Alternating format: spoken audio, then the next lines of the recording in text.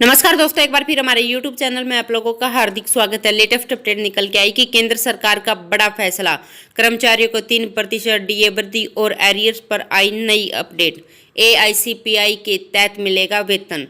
तो दोस्तों, हम आपको सब डिटेल में बताएंगे। अगर आप हमारे चैनल पर फर्स्ट टाइम विजिट कर रहे हैं तो चैनल को लाइक कर दीजिए, सब्सक्राइब कर दीजिए, साथ ही साथ बेल आइकन को भी बजा दीजिए ताकि गवर्नमेंट या पेंशन से संबंधित जितनी भी न्यूज आती है उनकी नोटिफिकेशन आप लोगों के पास तुरंत पहुंच के। तो करते हैं वीडियो को स्टार्ट बिना किसी देरी के।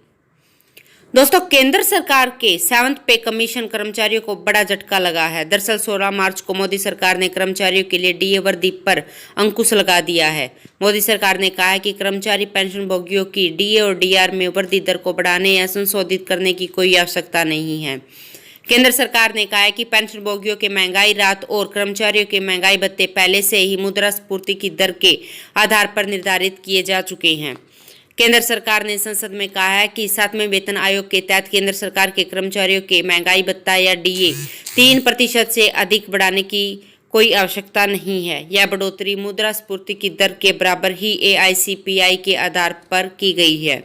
सरकारी कर्मचारियों के डीए वृद्धि के मुद्दे पर बुधवार को प्रधानमंत्री नरेंद्र मोदी की कैबिनेट की बैठक होने की उम्मीद थी, लेकिन किसी निर्णय पर कोई अधिक वृद्धि की अपडेट नहीं है।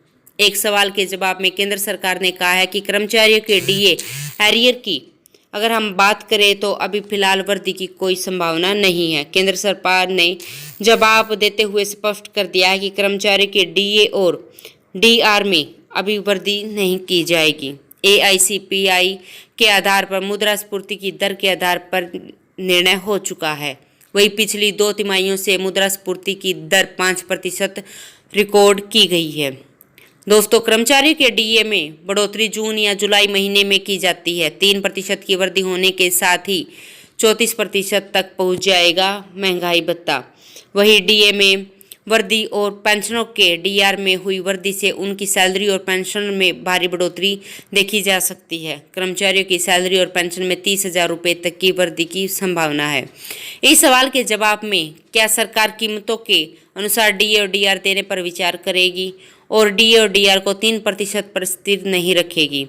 केंद्र वित्त मंत्रालय में राज्य मंत्री पंकज चौधरी ने कहा कि फिलहाल यह मुद्दा नहीं उठा है। पिछले साल जुलाई सितंबर तिमाही में औसत खुदरा महंगाई भत्ता 5.08% थी। 2021 की अक्टूबर दिसंबर तिमाही में महंगाई की औसत दर 5.01% थी। जनवरी 2022 के महीने की अगर हम बात करें तो अखिल भारतीय उपभोक्ता मूल्य सूचांक संख्या प्रेस विज्ञप्ति का सांख्यिकी डेटा श्रम ब्यूरो द्वारा 28 फरवरी 2022 को जारी किया गया था। एआईसीपीआई इंडेक्स 0.3 अंक गिरा और 125.1 पर रहा। श्रम और रोजगार मंत्रालय का एक संकल्प कार्यालय श्रम ब्यूरो देश के 88 औद्योगिक रूप से महत्वपूर्ण केंद्रों में फैले 317 बाजारों में एकत्रित खुदरा कीमतों के आधार पर हर महीने औद्योगिक श्रमिकों के लिए उपभोक्ता मूल्य सूचांक अंकलित कर रहा है। सूचांक 88 केंद्रों और अखिल भारतीयों के लिए अंकलित किया जाता है और अगले महीने में के अंतिम कार्य दिवस पर जारी किया जाता है। इस प्रेस में जनवरी 2022 माह का सूचांक जारी किया गया और जनवरी 2022 के लिए अखिल भारतीय सीपीआई IW 0.3 अंक की कमी के साथ 125.1 पर रहा। एक महीने के प्रतिशत परिवर्तन पर यह पिछले महीने की तुलना में 0.24% की कमी के साथ था, जबकि एक साल पहले इसी महीने के बीच 0.51% की कमी दर्ज की गई थी। केंद्र सरकार पर पांडिचेरी में सबसे ज़्यादा 7.3 अंक की गिरावट दर्ज की गई है।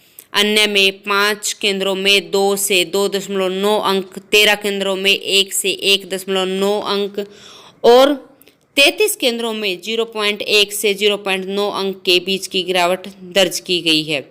इसके विपरीत लुधियाना में सबसे अधिक 2.3 अंक की वृद्धि दर्ज की गई है और अन्य में 6 केंद्रों में 1 से 1.9 अंक की और 26 केंद्रों में 0.1 से लेकर 0.9 अंक के बीच की वृद्धि दर्ज की गई है। बाकी 3 केंद्रों के सूचांक स्थिर हैं।